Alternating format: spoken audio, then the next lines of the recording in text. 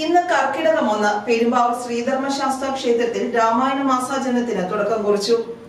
ക്ഷേത്രമേൽശാന്തി നന്ദകുമാർ തിരുമേനി കർക്കിടക മാസാചരണം ഭദ്രദീപം കൊളുത്തി ഉദ്ഘാടനം ചെയ്തു.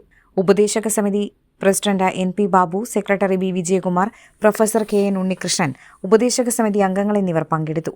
തുടർന്ന് പ്രൊഫസർ KN ഉണ്ണികൃഷ്ണൻ രാമായണ സന്ദേശം നൽകി. രാമായണം വായിച്ചറിയാം.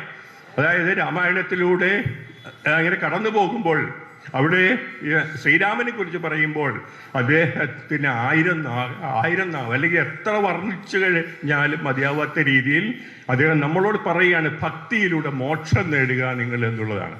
അപ്പോൾ ആ രീതിയിൽ ഉള്ള മനുഷ്യനുമായിട്ട് ബന്ധപ്പെട്ടതായ മനുഷ്യൻ്റെ സമൂഹവും ആയിട്ട് ബന്ധപ്പെട്ട കുടുംബ ബന്ധങ്ങളെ കുറിച്ചിട്ട് നാം എങ്ങനെയാണ് കുടുംബത്തിൽ ജീവിക്കേണ്ടത്, അല്ലെങ്കിൽ എൻ്റെ കുടുംബത്തിൻ്റെ സംസ്കാരം എന്തായിരിക്കണം എന്നുള്ള കാര്യങ്ങളൊക്കെ എഴുത്തച്ഛൻ എന്നാൽ ശ്രീരാമചന്ദ്രൻ്റെയും അതുപോലെ ഭരതൻ്റെയും ലക്ഷ്മണൻ്റെയും എല്ലാമുള്ള ജീവിതത്തിൽ കൂടി, അല്ലെങ്കിൽ അവരുടെ സാഹോദര്യ ബന്ധത്തിൽ കൂടി എങ്ങനെയാണ് ഉത്തമമായിട്ടുള്ള കുടുംബ ബന്ധം അത് വേണ്ടത് എന്ന് നമ്മളോട് ആവർത്തിച്ച് പറയുന്നുണ്ട്. ഭരതനെ പോലെയുള്ള ഒരു സഹോദരനെ നമുക്ക് ഈ കാലത്ത് ഒന്ന് ആലോചിക്കാൻ പോലും പറ്റുമോ?